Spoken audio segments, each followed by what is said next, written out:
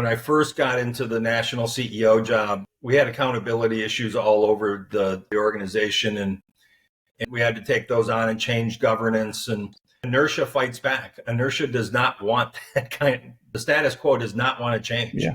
I had a lot of back and forth with my colleagues across our network, across the United Way network. That was difficult. Getting the vote to become United Way worldwide was very challenging and became personalized.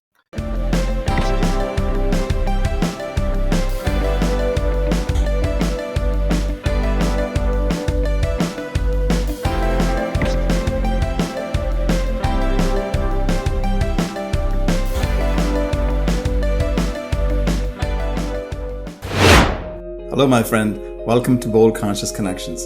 My name is Raju Panjwani, and I'm just thrilled to have you here. So this channel is dedicated to exploring the journeys of visionary leaders, entrepreneurs, who really dare to follow their dreams, their passions, and create really impactful businesses. So if you're looking to become an entrepreneur or otherwise seeking inspiration to elevate your career, well, you're in the right place, my friend.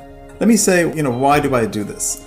It's because, like you, I had a career over 25 years, and at some point, my desire to follow my own path just took over, and I quit my job about 20 years ago now. So on this channel, what I do is we delve into strategies, mindsets, stories behind the success of those that have done this before, like I have. So what I want you to do is hit the subscribe button, tap the notification bell, and join us on this exciting journey towards living boldly and consciously.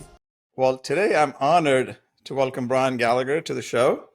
Brian spent nearly 40 years at United Way, which some of you who may not know what that is, it's one of the largest community-based organizations in the US. He spent about 19 years as its CEO, where he led the organization through a transformation or two that shifted the focus from fundraising to measurable social community impact.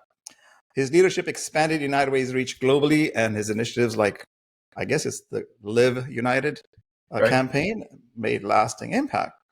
Now, as the founder of Leargas Group, Brian is focused on social capital, racial justice, impact investing, and many other things we'll talk about today in a digital world. He's also in the process of writing his memoir, reflecting on his career, relationships, and I guess his deep mission that has driven him to be where he is in his life. Brian's married to Ramona for 40 years, and they have 2 daughters. Welcome to the show, Bold Conscious Connections, Brian. Thanks, Raju. It's great to be with you. My God, we met about 30 years ago, and here we are. Just found you by accident after like 20 years. It's amazing. Yeah, still going. Well, good. It's both good going. to be on the earth. Yes, indeed. So let's speak about the earth. Brian, I'm going to put all your very incredible background in the show notes for our listeners who tend to be, budding entrepreneurs or want to be corporate executives who want to be entrepreneurs. So I always ask this question. You probably know this, is leaving all that aside, who is Brian Gallagher? I guess from a professional standpoint, I like to say I'm a social worker with an MBA. I started early in even before I started professionally, I knew I wanted to be in the helping profession. I just didn't know what it was, didn't know how to get in. And once I was in, I was more intrigued by the systems change side of it and trying to create impact at scale. And so it kind of led me to the business side of social impact. But I'm a first generation American, 4th of 6 kids. My dad came over from Ireland with an 8th grade education. My mom from Scotland, first in my family to go to college. And I was born in Chicago, just wanted to get out of Northwest Indiana and go do something with my life. And so one of the things I like to say to folks is it's hard to change direction when you're not moving. So I just started moving and found a career. Well, that's kind of how it works. So yeah, I mean, to me, we're one body, professional, personal, all in one.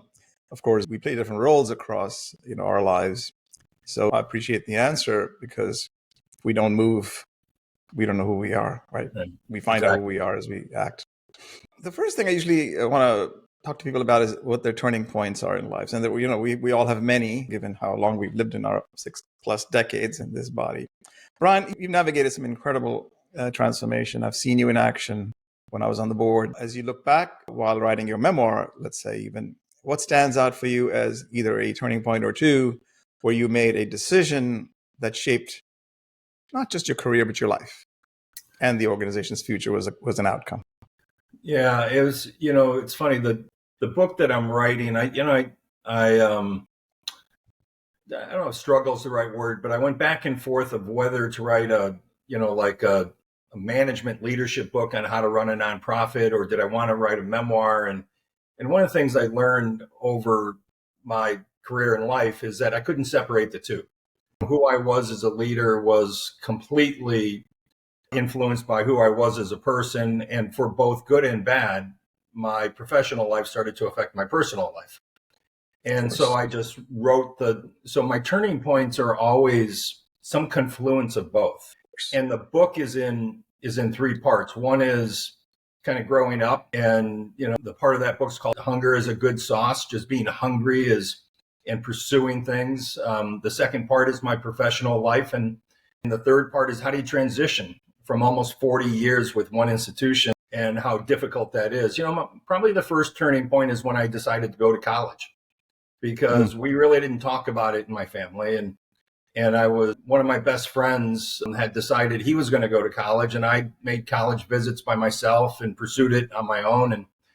And that turned out to be a turning point that got me on a path that allowed me to have opportunities I probably wouldn't have had if I would have graduated high school, went and worked construction, or went into the steel mills, and which were all around us as I was growing up. Probably the biggest turning point professionally was I was super happy as the United Way CEO in Columbus, Ohio. And we had a great life, and it was very balanced, and I enjoyed the job. And I decided to pursue the United Way of America job. And in the middle of the search process, the attacks on 9/11 happened. As everybody knows, it was a traumatic time in the country and the world. And I had to decide whether I wanted to pursue this national job and leave a local job and be on an airplane constantly. And I decided to pursue it. I got the job, and it changed my life.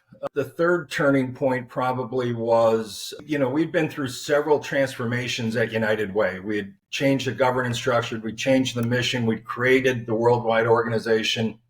And I felt like we needed to be a more digitally capable organization. And we launched a digital strategy that, in the end didn't work, and the inertia pushback was real and dramatic. And, it affected me leaving a little earlier from the CEO job than I wanted. And it forced me into thinking about who I was and what I wanted to be for the rest of my life.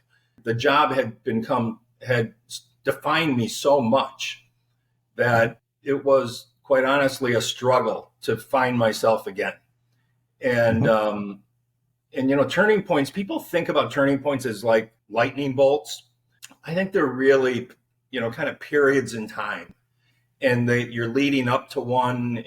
Things happen, you make decisions based on, just circumstances. And so this last turning point in my life's probably been 2 years in the making, that I've been, trying to rediscover myself and get comfortable in my own skin again.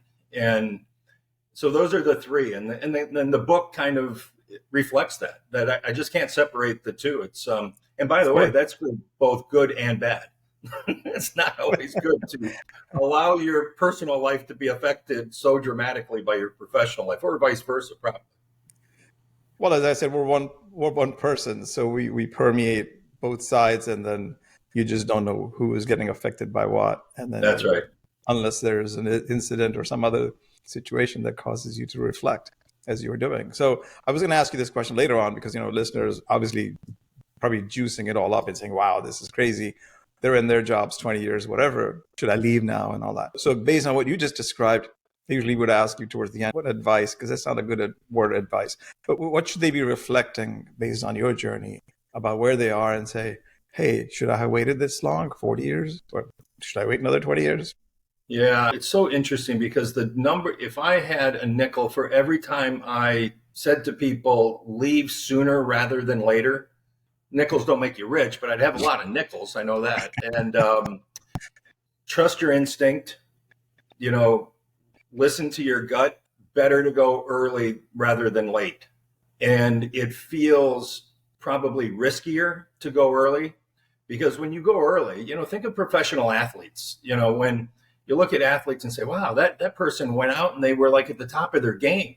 And it feels like the risk is you miss the future accomplishments, the future compensation, the future accolades, all of that stuff, but you do it on your terms. I wish I would have followed my own advice. 19 years as a CEO of anything is a long time. And you have I still had the energy, I still had vision, but I wasn't enjoying the job as much as I had for the first 3/4 of it. And you also, if you lead with courage and conviction, you use up political capital. You only have so much political capital to be putting against leadership change. And keep an eye on your political capital bucket and make sure that the bucket's got enough juice in it to allow you to be successful. But the headline is, as uncomfortable as it is, go earlier rather than later. So beautiful. I just developed a proprietary sort of a quotient, a readiness index of sort for people who are, if they're ready, they can go through an assessment, whether they're ready or not. So that's a great way to, at least like take what you're saying, and then it's reflective and it's self-scoring. So, I think people would benefit from your experience and the advice you're giving them to say, really, okay, let me mull this over along with all the different criteria that we talk about in the assessment. Yeah, and Raju, the thing that I think happens to all of us is, and one of the reasons that we sometimes wait too long is we only see ourselves in that job. And because we're so identified with is what you're saying, right? Exactly. And we don't really internalize the fact that, someone else can do that job. You're not, a job is a job. And even if it's a job of influence and visibility and so forth, someone else is going to come after you and do it. And so I think I'll just speak for myself. I think you get a sense of, well, I'm the one who has to do this now. And you're really not. You're really not.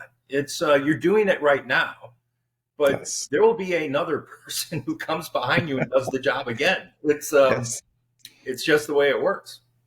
Yeah, they'll just do it differently than you do, but it's okay. Exactly. Okay. Exactly. So I'm going to switch gears into relationships a little bit, because I'm sure you've had tons of them. Leadership is often, maybe sometimes, deeply influenced by the people you connect with. Yeah. Can you share a relationship or two, maybe one, that had a profound effect on your leadership style or mission? And how did that person really help you see things differently, if at all, or to navigate a challenge? There's so many. In the book, I write about mentors in my life. And one of the things that at least was true for me is I had many mentors. And I never really went and looked for a mentor. But I think if you stay curious and you genuinely want to learn from people, some of those relationships turn into mentoring relationships. Wow. And beautiful. So I'll give you two that are very different people, but affected me profoundly. One is a woman named Dr. Janetta Cole. And Janetta was the president of Spelman College in Atlanta when I was living and working in Atlanta. She was heading the education division of our campaign, and I was staffing her. And I went out to see her at Spelman, and she greeted me at the gate, which shocked me. The president of the college is at the gate greeting me, and we walk across campus to her office. And it's an all-girls college, and young women are flocking to her all the way across campus.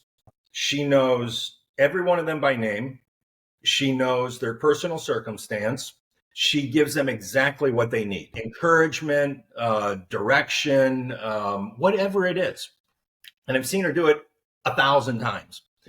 And then we sat down in her office, and she was like a laser beam on strategy and tactic and how we were going to succeed in this campaign. And I thought, wow, this is a person I want to be close to.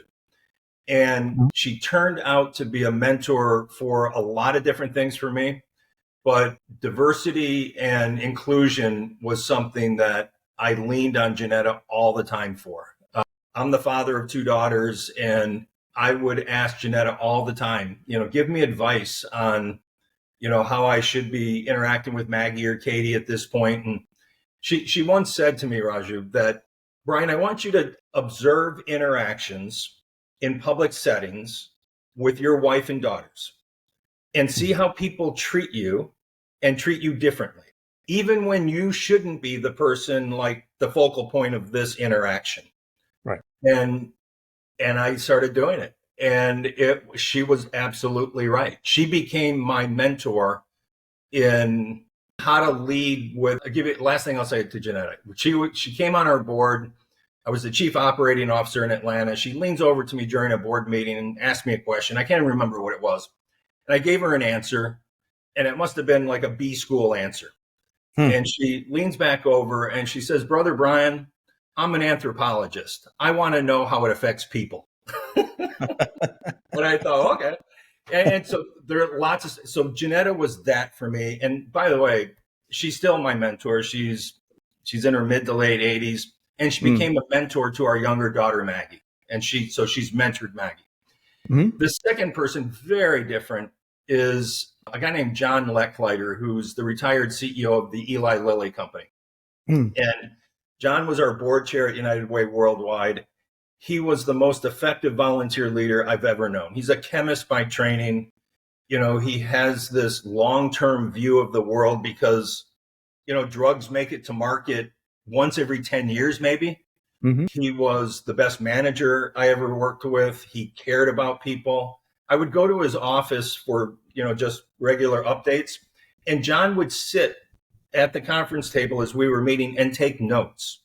He would take detailed notes as we were talking about, okay, what's the next 3 months look like, the next 6 months?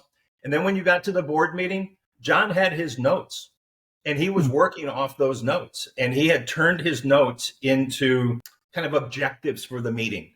And I've just never seen a CEO of a Fortune 100, 200 company be that intentional about learning the volunteer position he had. And then there's another, 8 or 10 relationships that I talk about in the book like that. That's great.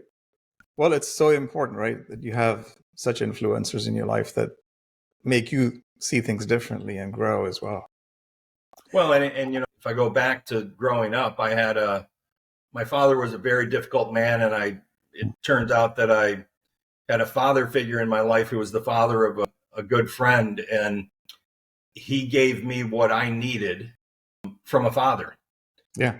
And we spent time together without his son. I'd come back from college, and this is a World War II veteran, minor league baseball player, truck driver. And we would go off and watch high school baseball games together and sit on the hood of his car and just talk. And he gave me what I needed at that time, which was an adult man in my life who was centered. And so I guarantee you this man, Pete Smar, would never have considered himself a mentor to me, but he was. Yep. Well, it's, whatever we attract, and therefore whoever comes in our life on our journey to exactly really be that person. So being open to that. Okay. So I have so many questions, Brian, but we'll get to a rapid fire at the end. So we'll make it quick. So with a career that is long as impactful as you've had, there must have been moments of serious adversity and obstacle. I know we don't have to go into sensitive subjects, but what was that like for you, and how did it touch you? Whether it's resilience, growth, etc., in a positive way. Yeah, there were lots of challenges. There were, when I first got into the national CEO job, we had accountability issues all over the organization, and we had to take those on and change governance. And inertia fights back. Inertia does not want that the status quo does not want to change. Yeah. Right. And so I had a lot of back and forth with my colleagues across our network, across the United Way network. That was difficult. Getting the vote to become United Way Worldwide was very challenging and became personalized. And it's, we did that in the middle of the financial crisis of 08, 09, and United Ways in the US had to give up some rights to allow other affiliates around the world to vote and to be part of the governance process.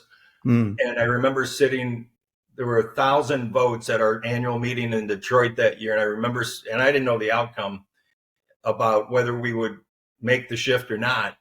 And I remember sitting on the platform that day thinking, well, if we lose, I got to go. I got to leave. A reflection of the confidence in me as a leader. We won 60% to 40%. Nonprofits do not try to get 60-40 votes. And then when I left, we were pushing hard this digital strategy, and a group of major market United Ways in the US pushing back, and it was very contentious. And at that same time, we had eliminated the job of a person at UWW who then, accused the organization of retaliating. Her job was eliminated because she had made a report of a harassment claim of a colleague about a year ago. It wasn't true, but it was unbelievably contentious. And that confluence of things, one of the things I learned is when you have a lot of political capital, you can manage multiple fronts. When you don't have a lot of political capital, and I was at the end of my run as CEO, you can't manage multiple fronts. It was humbling for me to realize that, I don't think I have the confidence of the board anymore. And I don't think they want this fight anymore. And having to go to the board and say, I was ready to retire.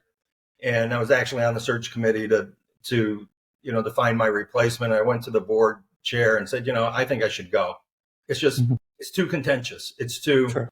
And Raju, that one took me 2 years to have enough reflection to see the lessons in it, whether it was the governance change, the worldwide change, the digital change. Inertia fights back.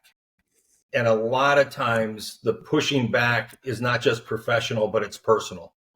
And because people want what they want. And you just learn to not allow yourself to be defined by that, by any of it. It's just, at the end of the day, it's a job. It's not a definition of who you are. Well, thanks for sharing. I know it probably was difficult to share that, and I didn't mean to probe into any of this, but no, that's all right. Appreciate you. That's all right. I write about it because I think there are lessons in all of it. Yeah, for all of us too. Yeah, not just you. Yeah. So you clearly have you've led with a purpose, always have a sense of purpose for your work, and through work, and I'm sure your personal missions are tied together now in your transition. So let's talk about your transition into social impact investing, what this works mean to you at a personal level, of course. How do you connect that financial side of impact investing? That's how it's understood anyway, with the emotional fulfillment of creating positive change. So talk to us about your two initiatives, Abundant Circle and Donorful. Is that how you say it? And Donorful is the other one. So the first thing I would say is what I had to do when I left, and I think it'll be true of anybody who's working in an institutional setting, is you have to rediscover what it is that you care about. Using your term, you have to find your purpose again. I knew what my purpose was when I was 22 years old, but then you work for an organization for that long and their purpose becomes your purpose, and you hope they're aligned, but sometimes they're not.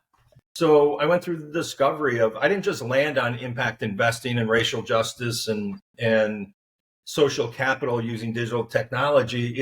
It was a rediscovery process. I care about the underdog. I care about marginalized folks. I believe racism is probably the force in the world that holds us back the most. Sure. And so once I had that, I just started moving and was willing to talk to anybody that was working in those areas. And I'd never started a company, never built anything. And there were lots of things that I tried and worked with people that just didn't go anywhere. But these two did. And the Abundant Circle is first a design project to take a look at how does social impact and financial investment and return actually live together, coexist, and be on par. Because right now there's $1 trillion in impact funds. And in my observation, social impact is almost always subordinated to the financial investment and return. And yet, so the way that I do it is you start with the impact. You don't start with the money, you start with the impact. and what is it that you're trying to achieve? And is the investment of capital and the use of a marketplace entity an effective way to try to achieve that social impact? And if it is, then you put those things together. You don't try to integrate them. You try to understand how they coexist. So if you're investing in a housing development and you need to make money out of that development, part of the tenants in those buildings are lower or moderate income. How does the social impact side make sure that those are good tenants? Give them the support they need, which makes the investment a better investment. So we went through that whole design project, prototyped it, and now my partner and I are about to launch a fund of funds that our objective is to raise $100 million to invest in other impact funds that would follow this coexistence approach versus integration approach. And then that was a call from a private equity friend in Bogota who called me and asked me to get started. We went on this 2-year journey. We almost ditched the effort 2 or 3 different times, but we kept pushing forward, and then we got funding for it. And now we got more funding for it. And so we kept going. Sorry, before we get to donor funds, one question just to clarify. When you say in that housing example to address if you want to make money through these tenants you have, what's an example how would they take care of the tenants? So you would, it's increasingly in the US, new housing development has to have a component for lower moderate income folks. Right. If I've got all the resources I need, then I don't need transportation or daycare help or job training or whatever. Or if I need mental health services, I can get that on my own. Any one of those things lacking makes my life less stable, income more at risk, therefore the ability to pay the rent more at risk. So if you want to make sure that you've got 100 tenants and 15 are moderate income tenants, you want to make sure that those 15 have the same thing that the other 85 have. Transportation to get to a job, daycare for their kids, mental health services if they need it, addiction services if they need it. We act like poor people are the only people addicted to alcohol or drugs. Everybody, the whole population is, but those with resources get them the help they need and keep their job, by the way.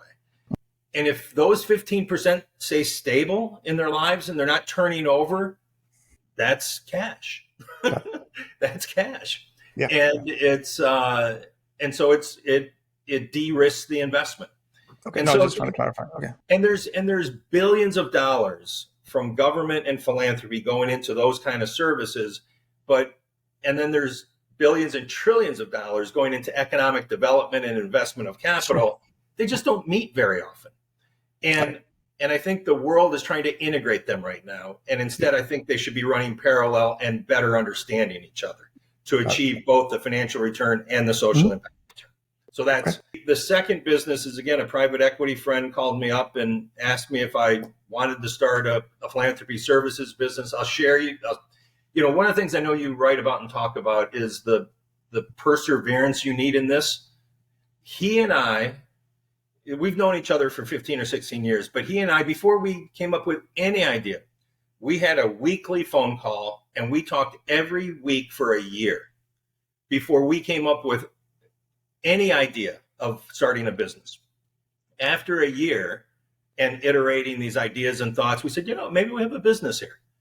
And that's when we decided to launch a company called DonorFund, which is to help donors who have donor advised funds in commercial firms like Fidelity and Morgan Stanley and so forth to more effectively make gifts across the US and the world. We're incorporated, we're starting the work, we're not yet really public, we're just finishing our pitch deck for outside investment. And but Raju, I think just like the Abundance Circle, I think it's going to get off the ground. And again, 2 years ago, when we started talking about it, I would have said, I don't know, 50-50 at best. 50-50 at best. Because the other things I was working on didn't pan out.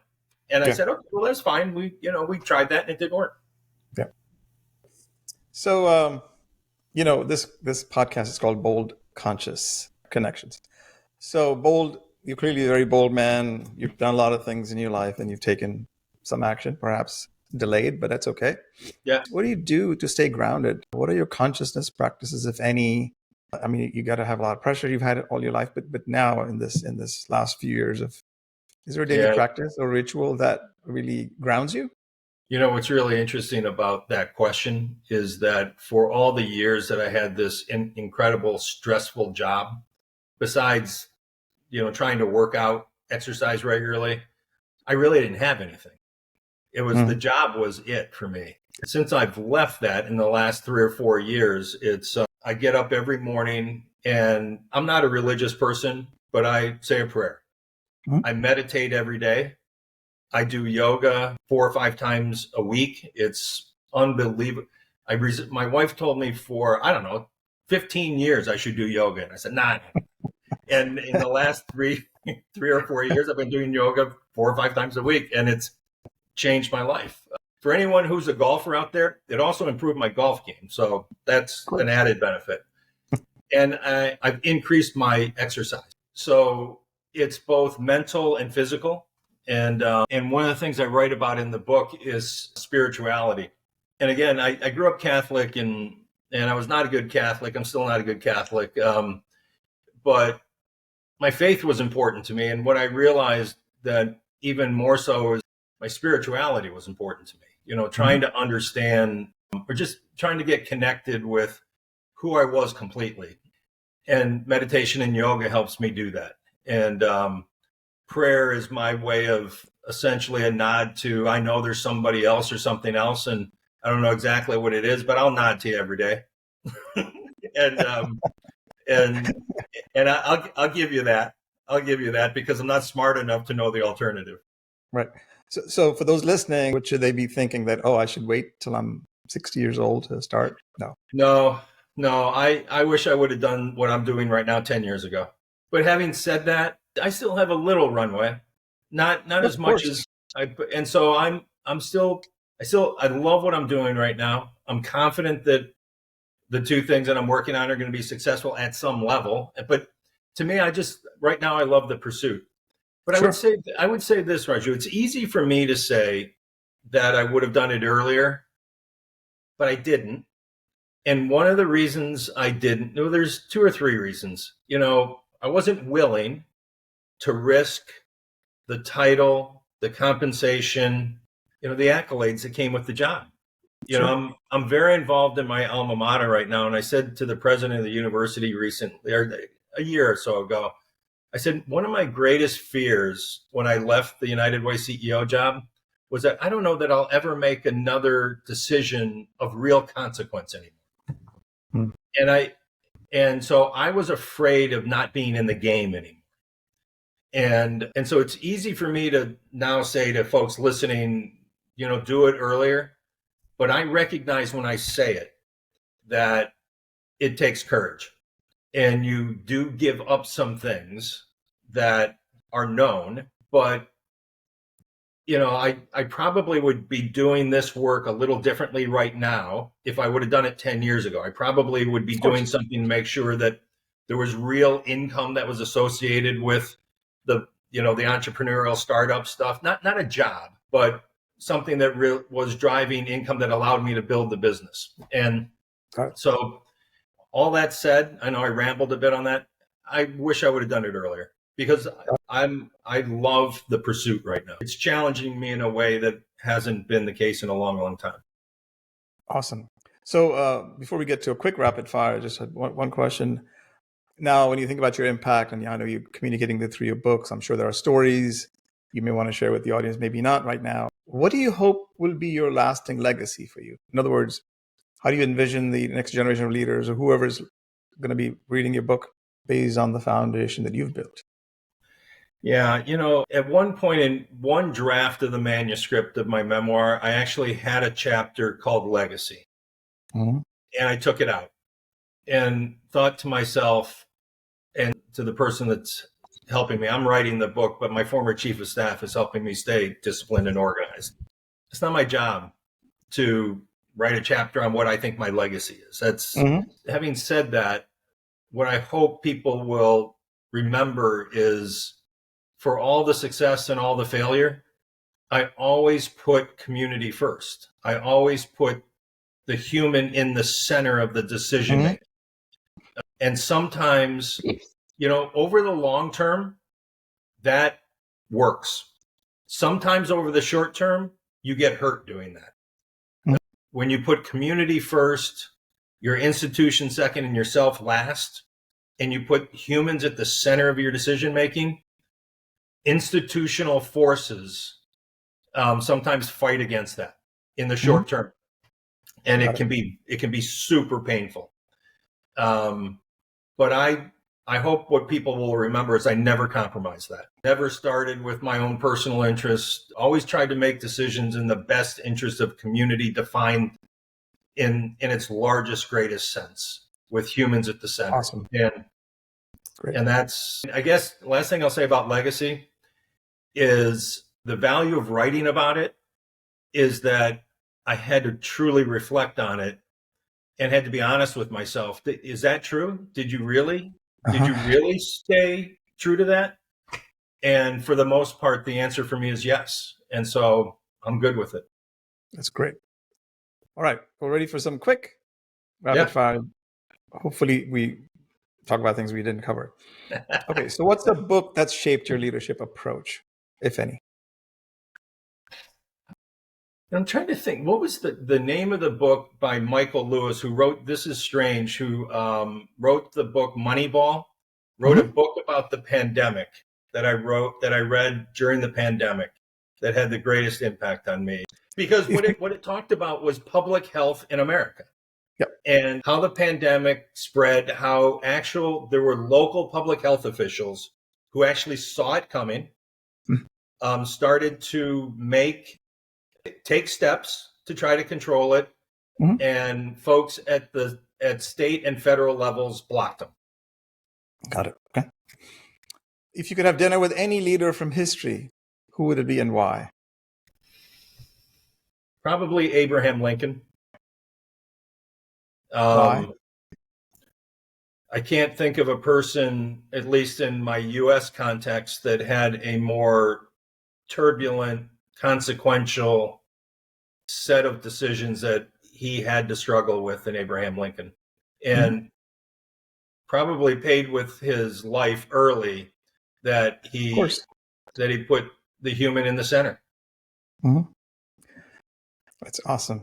What advice would you give your 25-year-old self? I was going to say 22 when you joined this rat race, but 25, let's say. Be bold enough to go early. You're 25 though. Yeah, if you would have told me when I was 25 that I would have been as professionally successful as I have been, I would have laughed. I had no ambition in terms of money, status. I wanted to be able to pay the rent and enjoy myself and help people. And I always put community first. I was always curious, and my career kept going. And when it was time to pivot. It's going to show itself. It's going to show itself at some point, and it's going to be the hardest time for you to pivot. When you're hungry and climbing the ladder, you don't care about taking chances and so forth. When you're near at the top or doing well in a job, and it shows itself, show the courage to take it. Got it. What's one unconventional belief that has guided your decisions, even when others did not agree? Your wife didn't agree. Wow, what a great question. The world is a tug of war between good intention and bad intention. And what I'm resisting saying is find the goodness in everybody. I think that's way too naive. I know how I'll say it because it won't necessarily reflect great on me, but it is unconventional. Almost everybody can be manipulated. I spent a lot of my career manipulating people and situation and things. Hopefully always with the right intention, but My guess is some people would argue sometimes not. People and situations can be manipulated, and it's human nature to manipulate. And the question is, what is your intention in doing it? When you ascribe intention, it changes. But if you did but you walk down the aisle of a grocery store, mm-hmm. and people are trying to manipulate the situations that they're in. Yeah. It's human nature. And so when you're in a job, you're in a career, everybody around you is manipulating their situation and others in their environment. Mm-hmm. And to act like that isn't happening, I think is naive. And so when I've described that at times to my wife or my friends or whatever, they look at me and think, what are you talking about? I said, I think it's true. I think it's, I'm a sociologist. I watch it. Mm-hmm. I've studied it. People are driven by self-interest. They self-actualize when they take their self-interest and connect it to something much larger than themselves. Mm-hmm. But that is always there.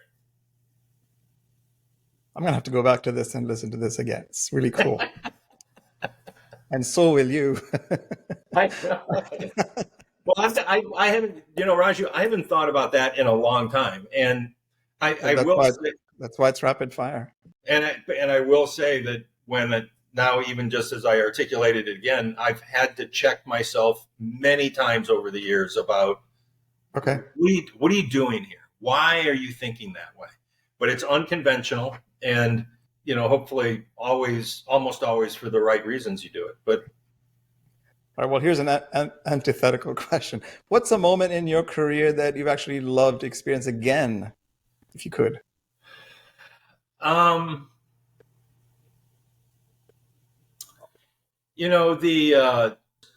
first speech I ever gave when I was the national CEO at United Way, and I was the title of the first chapter in my book is called One Toilet Irish.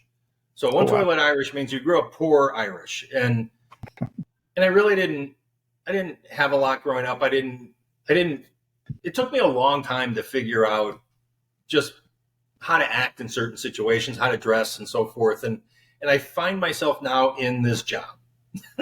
And one of the things you have to do in that job is you have to give a speech to your national and then global conference, which is 2,000 people in a room, which I'd never done before with teleprompters. And I didn't use teleprompters. I used these things called dog ears on the stage, and it just had notes. And it's my first one.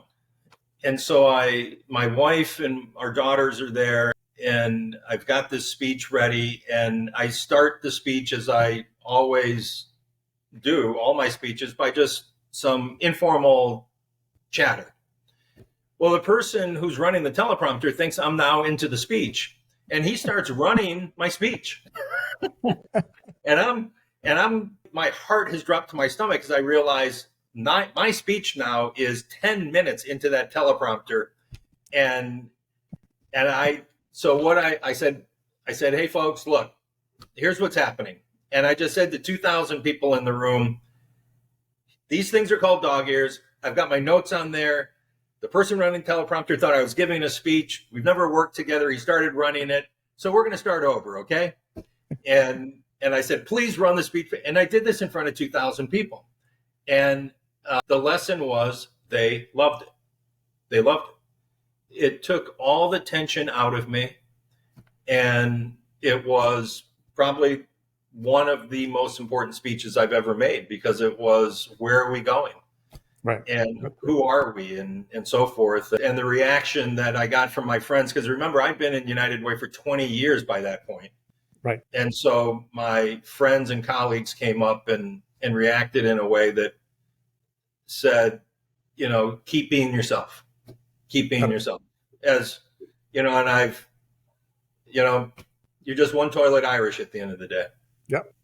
Well, maybe that ties to the last question on the rapid fire. What's the most valuable piece of advice you've ever received? Some form of be yourself, some form of, don't change, because we all change. Mm-hmm. And we all, as my mother-in-law is fond of saying, we all outgrow our raisin in some regards. We've got more than we ever thought we were going to have, but be yourself, and I've gotten that from a lot of different people, and it's always served me well. When I feel like I'm off the beam, I come back and try to remember who I am. Got it. Well, Brian, so I really appreciate, I'm sure my listeners appreciate this conversation. Thank you very much for your time. And probably some of the things that you shared were not so easy to share. So I appreciate that. My pleasure. And in the vein of that gratitude again, was there anything in this conversation that you discovered in these last 45 minutes or so? That I discovered about generally and about myself? Just about you, about this, whatever the conversation is.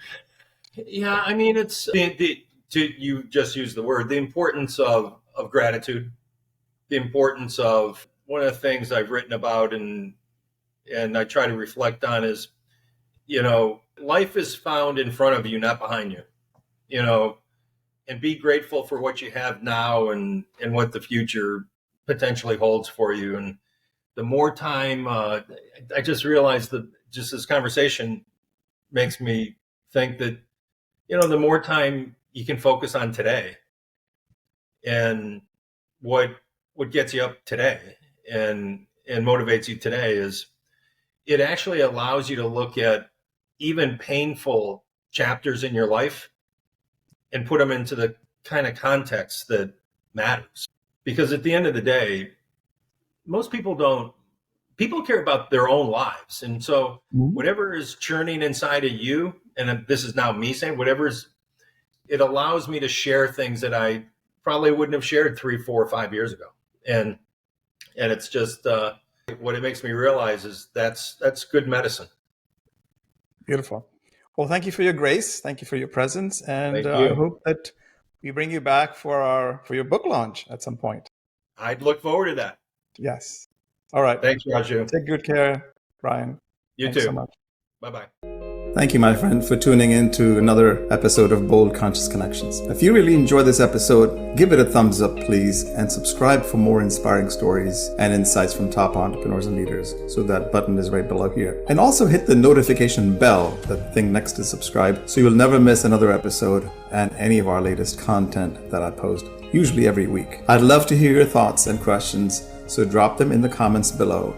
I would really love to hear more about what I'm doing and maybe bring you something that's more suitable for what you like and other things that you might want to learn about. So join our vibrant community of individuals who are out there making a difference. Okay? Stay tuned for more amazing conversation that will inspire and empower you. And until next time, remember, live boldly and consciously, my friend.